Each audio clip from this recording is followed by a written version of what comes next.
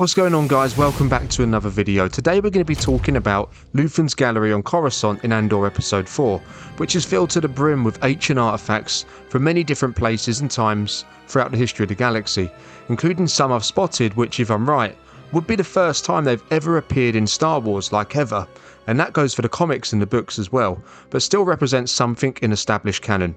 Make sure you stick around for that part, guys, as I really want to hear your thoughts on it. If you enjoyed today's video, make sure to subscribe and leave a like if you think Andor episode 4 was the best one yet. In episode 4 we follow Mon Mothma into Luthen's gallery for the first time. Luthen's day job seems to be that of an antique dealer, with his gallery being filled with galaxy-wide lore, some of which is over 14,000 years old, which dates back to the time of the Old Republic, sure to be worth a credit or two. For all we know, there could be some even older than that, which we could see in later episodes. Now, of course, there's some big standout ones such as the Starkiller-like armour or the World Between Worlds hands tablets, both of which we'll cover. However, there is actually much more than that, some of which you'll have to look really hard to find. Without further ado, let's jump in and reveal the secrets of Luthen's gallery. Okay, so we might as well start off with a big one. Certainly the most surprising inclusion in the collection is the Dark Lord Starkiller themed armour, as worn by Starkiller in the Force Unleashed video game during a mission to Hoth, a variation of the Sith Stalker armour with many modifications. This version was largely inspired by Vader's own suit, featuring the same quilted material covering the body and an outward slanted metal plate fixed to the rear of the helmet, which gives off a silhouette similar to Vader's. So second in the list, we take a trip to the Wookiee homeworld of Kashyyyk with a musical wind instrument called a clarion, made from the horn of a bantha. Whilst considered to be a piece of art, the clarions were also used to summon Wookiees to gatherings, and it was actually used during the Clone Wars, where it was used to summon the Wookiees to defend the city of Ashiro from the droid army. Next up, we've got a Gungan energy shield, pretty self-explanatory. What we see of the shield in Luthen's office is just a frame, it's not turned on. When turned on, you'll be protected by an energy field which is capable of defending you against blaster fire and physical weapons. Oh, and force lightning. I guess the Gungans knew of the prophecy of Darth Jar Jar.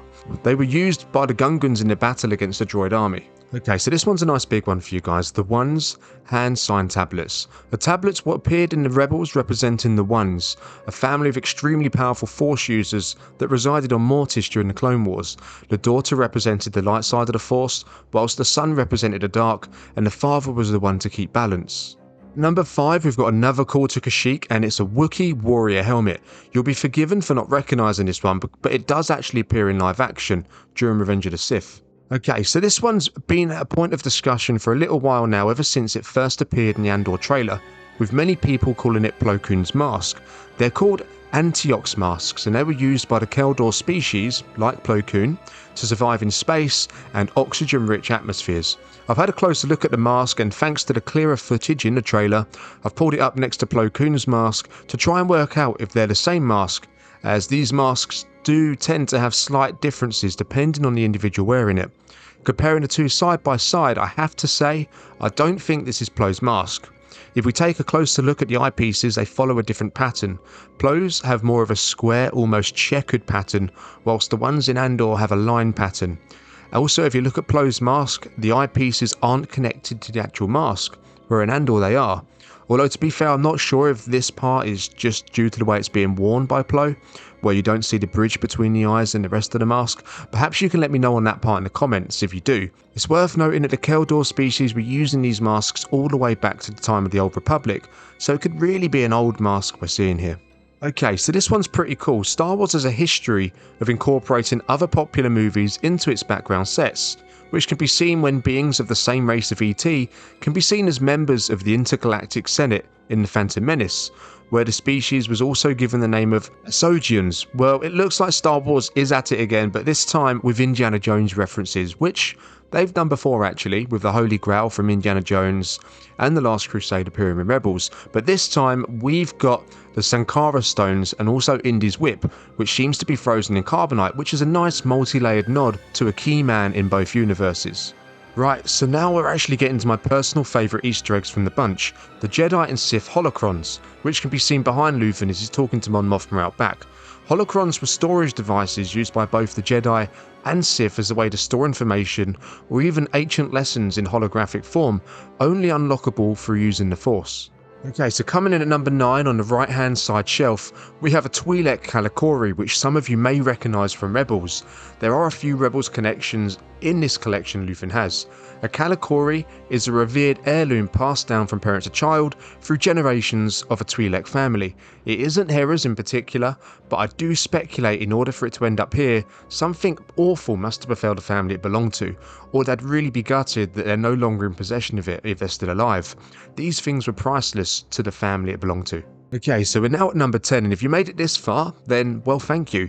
So this is a big one, and this time it's for all you Mandalorian fans out there. In the right centre area of the room, we can see a Mandalorian armour, or more specifically a Mandalorian chest plate, most likely made from Beskar as well. This isn't Din Djarin's, as his armour that resembles this wasn't created for around another 14 or so years after Andor, well, season 1 at least. It's likely to be the same armour they used for Din Djarin during The Mandalorian, though as it is almost identical to it. However, the inverse explanation would most likely be a random piece of armour, perhaps retrieved from the Siege of Mandalore. So the final confirmed Easter egg we've got for you today before we go into suspected Easter eggs that I don't think have ever appeared in canon before would be the Utapawan monk Kujel, which you can see is a spiked weapon that came from the planet Utapau, the homeworld of the Grand Inquisitor, which also appeared in Revenge of the Sith. Right guys, so now we're on to the bonus round to finish off with some Easter eggs I've come across, but I've been unable to find anywhere else in canon where they appear, would be a Rodian helmet. So if you look at the mask here, it matches the same shape as the face of a Rodian, which aren't known to be a race of fearsome warriors. However, it wouldn't be too much of a stretch to think they would defend themselves with an army at some point in the past if needed. The next one could be a cool Jedi Fallen Order Easter egg in the shape of Gorgara. Remember Gorgara, the pain in the ass to kill on Dathomir in Fallen Order? Well, I think this pillar here is to pay homage to that bird, or whatever it was. Something I've never seen before, but if you look at the face on the drawing, the likeness is unbelievable. So let me know in the comments if you've managed to spot any more Easter eggs during this scene, as I'm sure there are more out there to find. I wouldn't be surprised if every artifact in this room has appeared somewhere within Star Wars before or has some kind of meaning to it. Perhaps in some of the novels as well it's been described. So do you think the last 2 Easter eggs are legit, or do you know what they truly are? Let me know in the comments. Remember to subscribe if you enjoyed the video and leave a like, that would be great. Until next time, may the Force be with you.